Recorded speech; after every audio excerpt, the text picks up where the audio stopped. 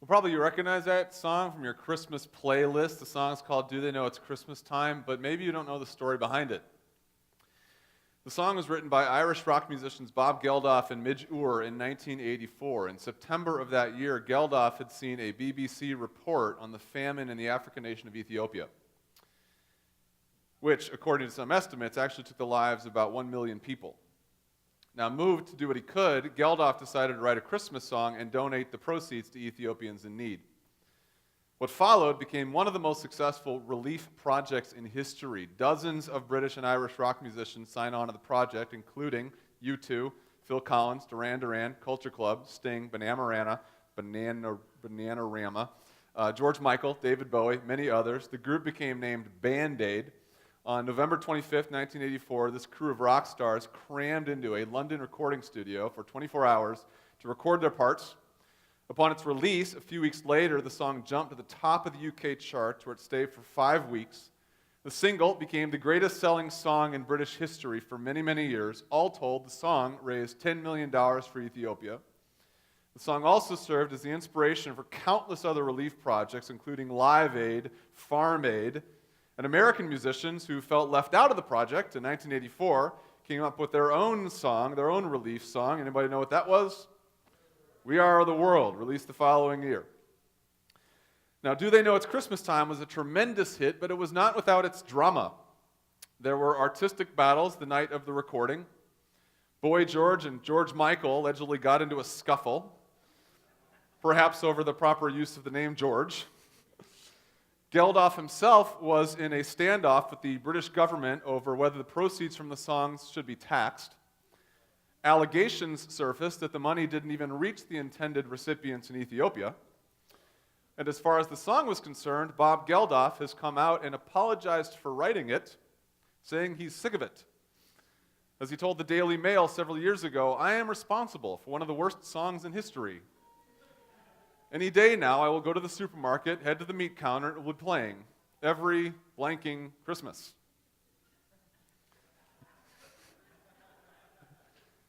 Now, aside from the drama, though, the lesson of the song should not be lost on us, and I'm glad it hits the airways, even annoyingly, every Christmas season.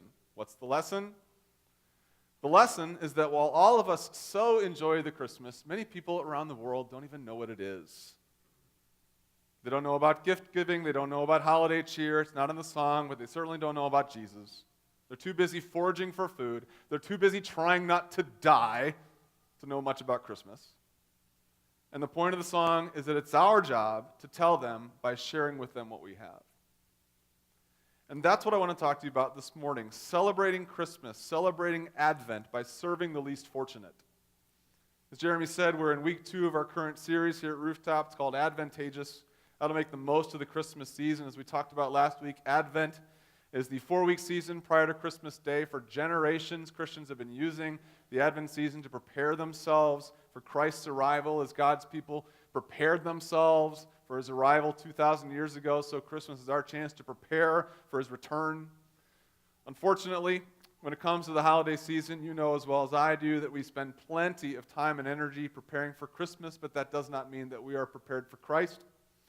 We do the trimmings and the wrapping and the baking, but we can forget the important stuff, and that's what this series is about. What is the important stuff? What should we really be doing during the Christmas season? How should we really be preparing for his arrival? Well, each week during this series, we're focusing on a separate Advent activity that gets us a little bit closer to the true meaning of Christmas. Last week, we talked about using the Christmas season as our search for spiritual truth. In the next couple of weeks, we're going to talk about using Advent as an opportunity to worship Jesus, to preach the gospel. But this morning, we're going to talk about Advent as a season to serve the poor. If Christmas is a time for anything, it's a time when those with means bless those without. It's a time when we are reminded of God's heart and passion for the poor, the hungry, and the destitute. We see this in the story of Christ's birth. We see God's heart for the poor in the nativity story itself. Usually we ignore it, or we forget about it, or both, but there is a backdrop of poverty in the Christmas story. Take the Son of God himself. Jesus himself was not born into a wealthy Israelite family with health insurance and access to great medical care. He was born to a poor rural teenager. Mary and Joseph had no money or connections to secure lodging in Bethlehem when they got there, let alone pay for a doctor. Luke tells us in the Bible that there was no room for them in the inn, but I'm sure if they had money, they could have made something happen. He was born in a stable, which is basically a cave for farm animals. And he was laid in a manger, which is a trough for animal feed. This was a poor family. And the first people to hear about Jesus' arrival were not members of the press or the royal family. No, the angels appeared in the night sky to certain poor shepherds who were keeping watch over their flocks at night. Shepherds were the ancient world's migrant workers, making pennies to perform back-breaking work. They were the working poor. They were not regarded highly by society. They were regarded as so uneducated in that era that their testimony wasn't even admissible in court. But these were the first recipients of the good news. As the angel tells the shepherds, today in the town of David a Savior has been born to you. Jesus came for poor people. He knew this as he grew up. In his first public sermon in Luke chapter 4, he announced that the Spirit of the Lord is on me because he has anointed me to preach good news to the poor. And even Mary, his mother, understood God's mission in sending his son. When the angel first appeared to Mary and explained that she would give birth to the Messiah, she prayed aloud these words, "From now on, all generations will call me blessed. For he has brought down rulers from their thrones, but has lifted up the humble. He has filled the hungry with good things, but has sent the rich away empty." This is why Jesus came on Christmas, to bless the poor. And to be clear, he came to bless all kinds of poor. I'm not just talking about the literally poor who don't even make $7.25 an hour, but I'm certainly talking about them. I'm talking about poor people, but I'm also talking about the powerless. By powerless, I mean women and children and immigrants who in Jesus' day had no rights. Jesus spent time with them. He blessed them. He empowered them. I also mean the hurting. Jesus spent time with the sick, embracing them and their diseases. He healed them of their illnesses when doctors couldn't. I'm talking about the broken. Matthew calls them the poor in spirit. Jesus reached out to the depressed. He reached out to the vulnerable. He reached out to the anxious, to the possessed. He served them, loved them, and helped them. This is why Jesus came on Christmas. He claimed to bless the poor, and in so doing, showed us the proper use of our wealth. And that's my point in all of this. My point is that just as God and his wealth served the poor on Christmas with the gift of his Son, so we with means are called to serve the poor with ours. Just as God and his wealth served the poor on Christmas with the gift of his Son, so we with means are called to serve the poor with ours. Some of us get this on Christmas. Some of us understand that this is the meaning of Advent. I'm thinking, for example, of the Bishop of Myra.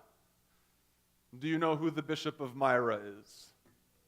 That's exactly who the Bishop of Myra is. That would be Santa Claus. He was the original St. Nicholas, one of the models of the modern-day Santa. Who, by the way, knew who the Bishop of Myra was over here?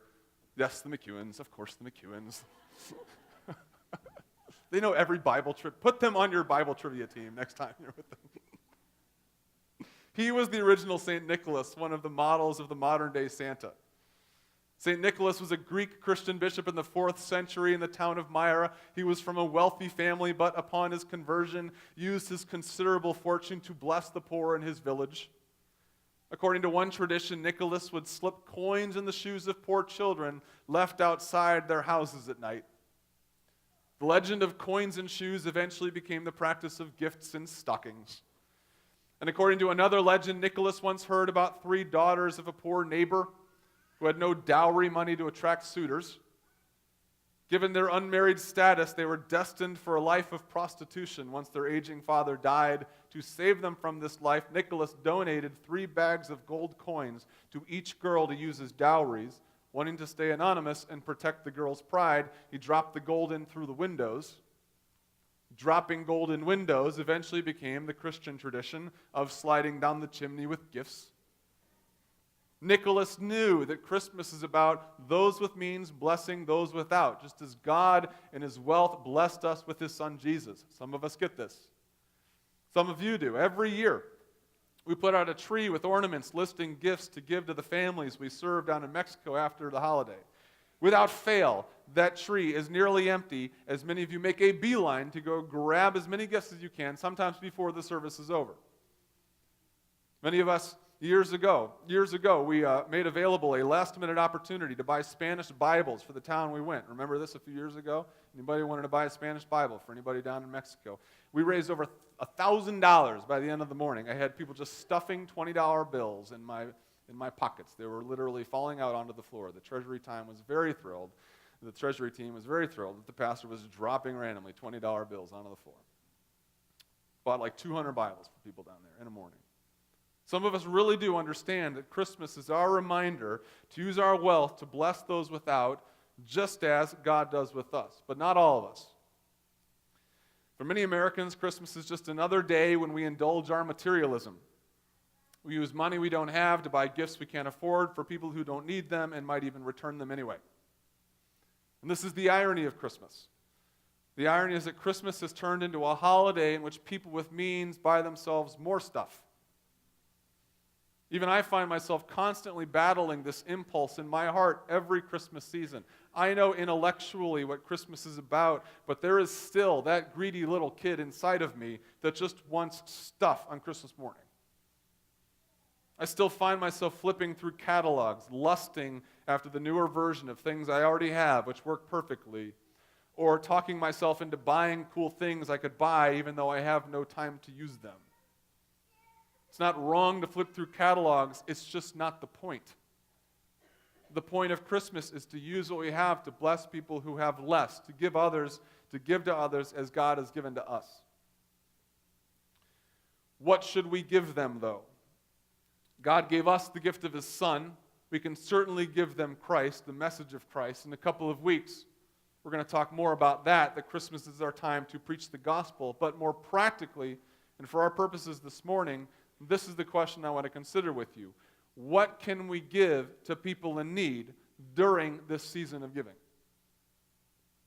That's what I want to spend the final few moments discussing with you this morning. The wise men brought 3 gifts to Jesus so long ago. You know what they were: gold, frankincense, myrrh. Back then, these were the gifts fit for a king. And I imagine an impoverished family in the first century found a lot of wealth in those gifts. In today's world, we probably don't have gold, frankincense, or myrrh to give to people in need, but we do have far more valuable gifts to give them. They are simple, but they are important. We can give them our time, we can give them our goods, and we can give them our deeds. We can give them time, goods, and deeds. Let me take a moment to speak about the importance of each. Starting with time. For many of us, without money or with money, but in debt up to our eyeballs, we don't have a lot of money, let alone gold, to give. But we might have time. And for many people in need, this is exactly what they need.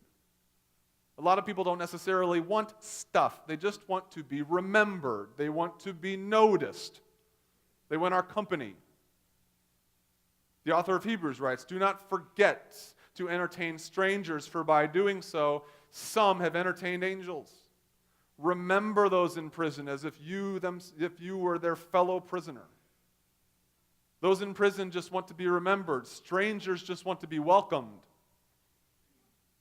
Some of the serving opportunities we've been promoting in our Christmas serving guide are very simple in this regard. You don't have to buy stuff for these people. You just have to visit them. You just have to sit with them, like the nursing home that we go visit. Every month, Rhonda Seeley leads a group to visit some seniors at Bethesda. When she walks in, the residents don't ask, "Where are my goods?" They say, "Rhonda is here. She brought her time." My family got a holiday gift like this a couple weeks ago.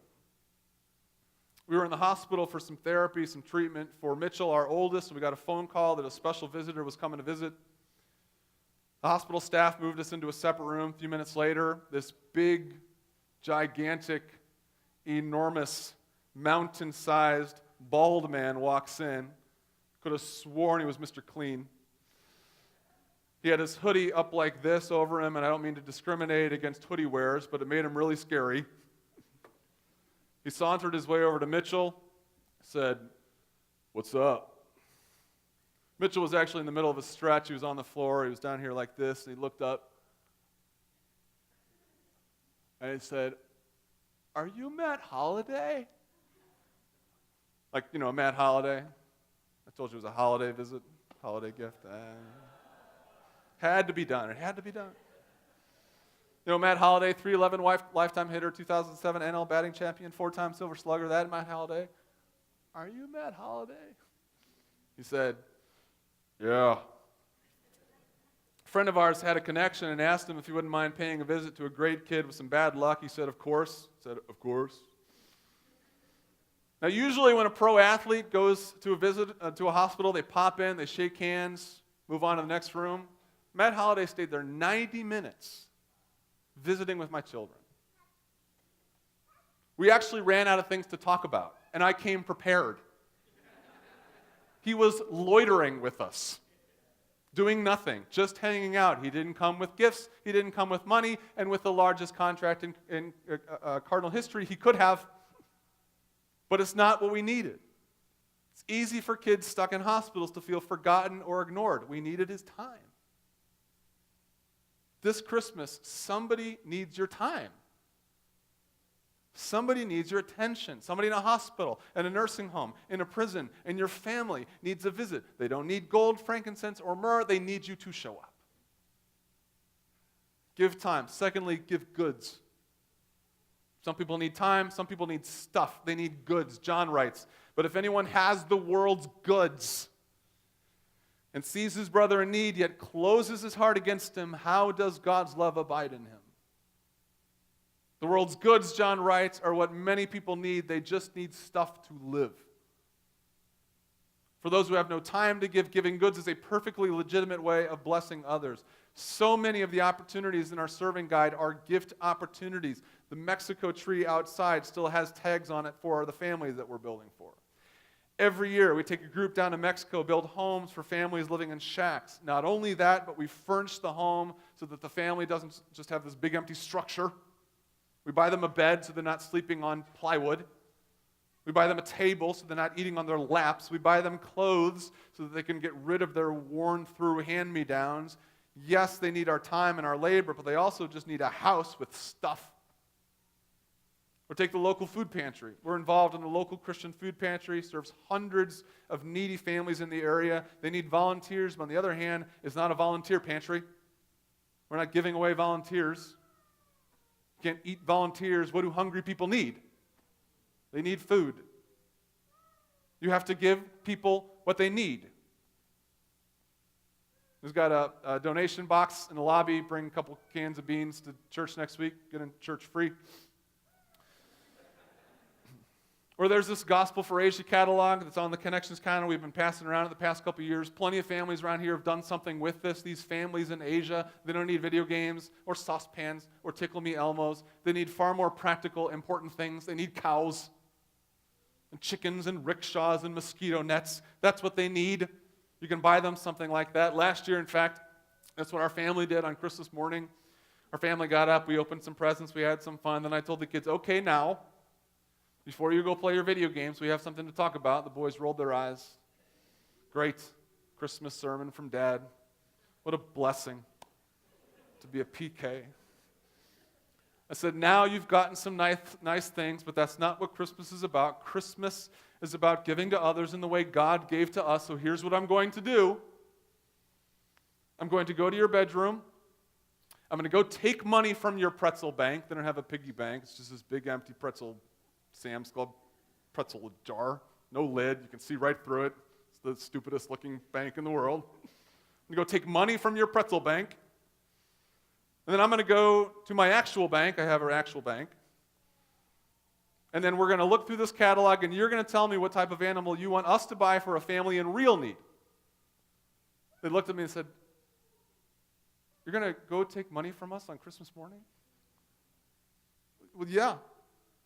Is that not what this is about? Sacrificing for the sake of others. A new tradition of buying things for other people on Christmas. It's a great new thing. It took some explaining, but we ended up buying a cow for a family in need for $400. We bought a family a livelihood. I cannot imagine how much this family is enjoying their cow right now. A cow gives you hours of fun, but calcium, protein, an income, a way to provide for your family, a life. If you've got the means, give someone something they need. Be a materialist on somebody else's behalf. Be as much of a materialist for somebody else as you can muster up. People need stuff to live. If they need a board game, give them a board game. If they need vegetables, give them vegetables. If they need a cow, give them a cow. God gave us His Son because we needed His Son. Give people what they need. This Christmas, give time, give goods, and lastly, give deeds. A lot of us in this room are doers. We serve by doing, by serving, by physically helping. We might not like sitting down with the elderly or buying cows for people we don't know, but we like lifting, which is good because God created many of us to lift. In his letter to Timothy, the Apostle Paul writes, "Command those who are rich in this present world to do good, to be rich in good deeds." He goes on, "In this way they will lay up treasure for themselves as a firm foundation for the coming age." Some people need our time, some people need our goods, but some people just need our deeds, they need our service. Take the food pantry, which I mentioned a moment ago. This is exactly what the people of Rooftop provide for them. There are dozens or so churches in the area which support the pantry, but there is only one church with lots of young people who can lift things. The other churches donate lots of money and food, but Rooftop does the lifting. When we leave this location to a larger facility, which I still believe needs to happen, when we leave this location to a larger facility, we are going to stay involved there because they need us to. But there are other good deed opportunities, even here in the serving guide that's in your programs. Justin's been leading a homeless outreach in the city. We participate with New City Fellowship in their community work days. We're also starting a new servant network today. You can read about it in your program. If you're interested in getting updates when there's a random need in our church or our community, you can register online, use your blue info card, just write on your blue info card, "Use me." Use me for whatever. Every now and then an immediate need comes up in our church or community. We just need somebody who's available to help, and we don't have a way of targeting that specific group of people. If you want to get those alerts, it's easy to sign up. And today, if you're feeling spontaneous, we could use you down at the Kingdom House Christmas gift shop. Kingdom House is a great ministry down on Tucker Boulevard that I've known about since my childhood Methodist days. They serve city residents. Every Christmas they set up a gift shop for people in need. For months prior to Christmas, they accept new gifts from local churches, organizations. Then during December, they take this massive pile of gifts and they organize it in a gigantic gymnasium, turning it into a huge store. As Christmas approaches, families are allowed to get some clothes and some gifts for each member of their family. Those recipients are screened. They're allowed to enter based on need. Usually they're single moms with no less than three children, usually 7. The heads of households are allowed to pick up something nice for themselves, but according to the people who work there, they usually decline and they get something extra for the kids instead. A lot of minorities, especially Bosnians, use the shop. That's how they have Christmas. Most of them wouldn't otherwise. Christmas would just be a rumor to them. They wouldn't actually know it's Christmas time. Kingdom House needs your deeds today or this week, getting the shop ready. The food pantry could, the servant network, or the nursing home, or the Mexico trip, or the homeless ministry, or if none of that, find something else to do. Anything for anybody. We do a pretty good job around here making Christmas about singing. We do a pretty good job around here making Christmas about baking. We do a pretty good job around here making Christmas about preaching. But this year, let's do a great job making Christmas about serving. Let's get ready for Advent by doing for others what God did for us. He gave us His Son. He sent us, He born into poverty to show us how to really serve the least of these. Let's serve them. Now, as usual, I'm going to give you a chance to respond to the message this morning in a moment. The offering bag is going to come around. You can put in your offering or your prayer request, your blue cards with your information.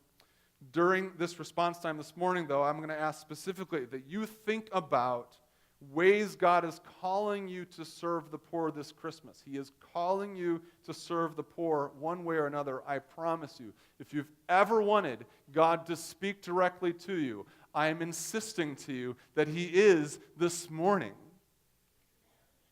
He is calling you to serve the people He came to serve. Your job, your opportunity is to figure out how, and if you're not sure how, just pick something. Pick a catalog, pick something off the tree, pick up a serving guide. And while you're thinking about that, I'm going to play you an old song, some thinking, praying music. It's an old song by Bobby Darin. And it reminds us of the poverty into which Jesus was born a long time ago. It was not an accident that God came to us as a poor child.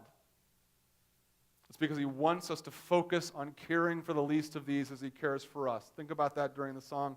Consider your response. Well, that's all going on. The ushers are going to come around with the offering bags in a moment, and after that's over, Jason and the band will come back up. We'll sing a couple more.